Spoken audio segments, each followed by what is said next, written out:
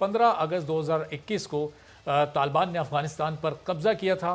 20 سال بعد طالبان ایک بار پھر افغانستان کو حاصل کرنے میں کامیاب ہو گئے تھے۔ 31 اگست کو وہاں سے امریکی افواج کا مکمل انخلا ہوا۔ 31 اگست تک وہ ڈیڈ لائن طالبان کی جانب سے معاہدے میں امریکہ کو دی گئی تھی، جس کی پاسداری کرتے ہوئے وہاں سے اس انخلا کو مکمل کیا گیا، اور اس کے بعد پھر جو جمعہ گزرا 3 ستمبر کو طالبان کی جانب سے نئی حکومت کا اعلان کیا جانا تھا، لیکن وہ اس دن نہیں ہو سکا۔ چند وجوہات کی بنا پر وہ ملتوی ہوا، اور اب آج طالبان نے اپنی نئی حکومت کی تشکیل مکمل کر لی ہے، اور اس کا اعلان بھی طالبان کے ترجمان ذبیح اللہ مجاہد کی جانب سے کر دیا گیا ہے۔ اب اس نئی اسلامی حکومت کے قائم مقام سربراہ محمد احسن اخون ہوں گے، اور ذبیح اللہ مجاہد کی جانب سے بتایا گیا کہ ملا عبد الغنی نائب وزیر اعظم ہوں گے، اور کابینہ کے جو مختلف وزراء ہیں ان کے ناموں کا بھی اعلان کر دیا گیا ہے۔ ملا خیر اللہ کو وزارت اطلاعات کا قلمدان سونپا گیا ہے، اور اس کے ساتھ ساتھ مولوی محمد یعقوب وزیر دفاع ہوں گے، جبکہ وزیر خارجہ کی ذمہ داری ملا امیر خان متقی کو دی گئی ہے۔ اور یہ بڑی اہم ذمہ داری ہوگی کہ کس طرح سے اب اس حکومت نے جو دوسرے ممالک ہیں ان کے ساتھ اپنے تعلقات کو قائم رکھنا ہے۔ مولوی عبدالحکیم کو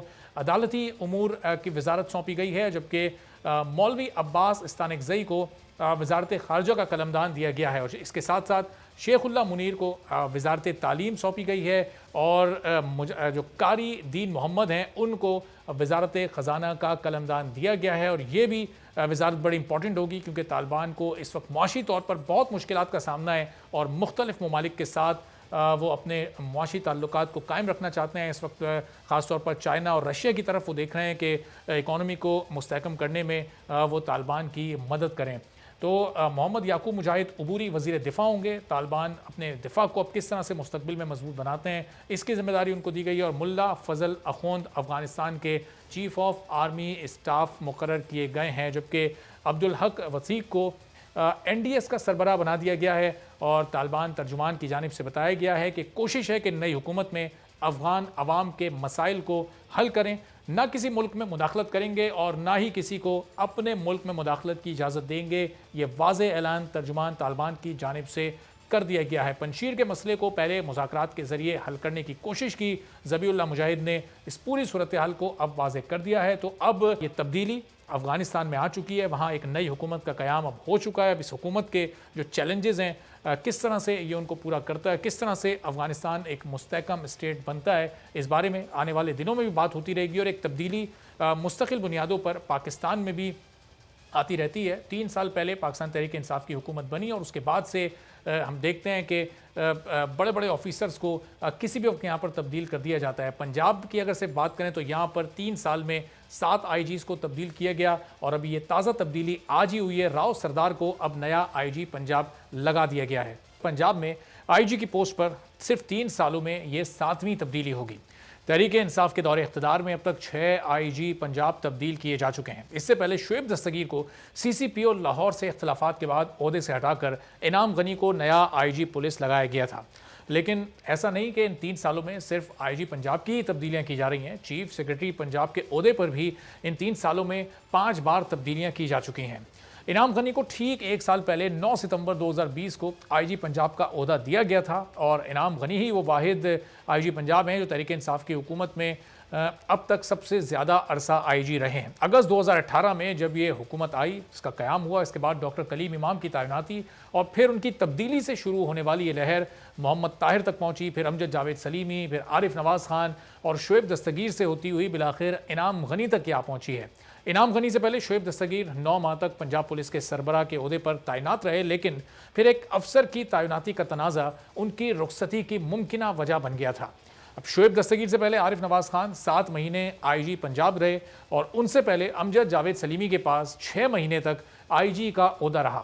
محمد طاہر 1 مہینے 4 دن تک آئی جی پنجاب رہ سکے، جبکہ تحریک انصاف کی پنجاب حکومت کے پہلے آئی جی یعنی کلیم امام صرف 1 ماہ ہی اپنے آئی جی پنجاب کے عہدے پر کام کر سکے۔ حکومت بار بار آئی جی تبدیل کر کے پولیس آرڈر 2002 کی بھی خلاف ورزی کر رہی ہے، کیونکہ پولیس آرڈر کے مطابق آئی جی اور ضلعی پولیس افسران کی تعیناتی کے لیے 3 سال اور کم از کم مدت 2 سال رکھی گئی ہے۔ تو ایک طرف حکومت خود قانون توڑ رہی ہے، اور وزیر اعظم عمران خان آج بھی قانون کی بالادستی کی بات کر رہے ہیں۔ آج انہوں نے اس سلسلے میں کیا، ذرا ان کی گفتگو سنیے۔ یہ سارے ملک ہمارے سے آگے نکل گئے. اور میں آپ کو ایک چیز، ایک وجہ بتاتا ہوں کہ اس کی وجہ کیا تھی. Rule of law. جو بھی قوم آگے بڑھتی ہے ادھر قانون کی حکمرانی ہوتی ہے. یہ ہے پاکستان کا المیہ. ہمارے ملک میں یہ جو دو پاکستان شروع ہو گئے، ایک نہیں دو پاکستان، ایک پاکستان کے لیے ایک علیحدہ سیٹ آف رولز، دوسروں کے لیے علیحدہ.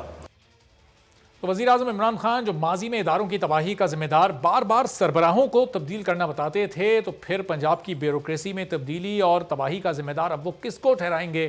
عمران خان ماضی میں یہ کہا کرتے تھے کہ اگر کسی بھی ٹیم کو تباہ کرنا ہو تو اس کے کپتان کو بار بار تبدیل کرتے رہیں. لیکن پنجاب حکومت کے ترجمان فیاض الحسن چوہان اس بار بار کی تبدیلی کو وزیر اعلیٰ پنجاب کا استحقاق بتا رہے ہیں. وہ کہہ رہے ہیں کہ وزیر اعلیٰ کی اپنی صوابدید ہوتی ہے کہ اس کو کس کو لگانا ہے اور کس کو نہیں لگانا. انہوں نے آج کیا کہا، ذرا یہ بھی سن لیں.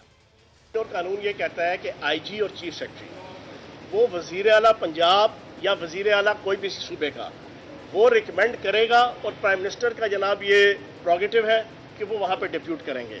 تو یہ سی ایم پنجاب کی جناب اتھارٹی ہے کہ وہ جس کو چاہیں جتنا ٹائم کے لیے لگائیں. اور یہ تبدیلی صرف پنجاب میں ہی نہیں بلکہ خیبر پختونخوا میں بھی ان 3 سالوں میں 5 آئی جیز تبدیل کیے جا چکے ہیں. تو وزیر اعظم کے کال، ان کے ویژن اور ان کی ٹیم کے فیل میں یہ تضاد کیوں ہے، اور اب وزیر اعلیٰ کی مرضی اس کو کیوں قرار دیا جا رہا ہے، اسی بارے میں گفتگو کرتے ہیں. مزید کچھ اہم موضوعات پر ہی بات کریں گے. زرتاج گل صاحبہ پاکستان تحریک انصاف کی سینئر رہنما، وزیر ماحولیات ہیں، ہمارے ساتھ موجود ہیں. زرتاج صاحبہ بہت شکریہ پروگرام کے لیے، آپ نے وقت نکالا. یہ بار بار کی تبدیلیاں پنجاب میں بھی، خیبر پختونخوا میں بھی، وزیر اعظم عمران خان صاحب ماضی میں ہمیشہ کہا کرتے تھے کہ کسی ادارے کے سربراہ کو آپ بار بار تبدیل کرتے رہیں تو وہ ادارہ خود بخود تباہ ہو جائے گا، اور اس حکومت میں بھی یہی ہو رہا ہے.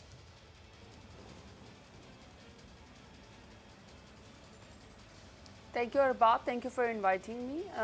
پرائم منسٹر عمران خان نے اور ہماری پارٹی نے 23 سال کی رول آف لا کے لیے جدوجہد کی ہے، اور اسی رول آف لا کے تحت پرائم منسٹر عمران خان نے خود 35 سال پرانی رسیدیں سپریم کورٹ میں دکھائیں، جس کی وجہ سے ان کو صادق اور ابانادار جو ہے وہ آنریبل سپریم کورٹ نے قرار دے دیا. اور اسی آنریبل سپریم کورٹ نے سیسیلین مافیا نواز شریف کو کہا اور ان کو پر تحیات جو ہے وہ سیاست کے اوپر پابندی لگائی کیونکہ وہ صادق اور امین نہیں تھے.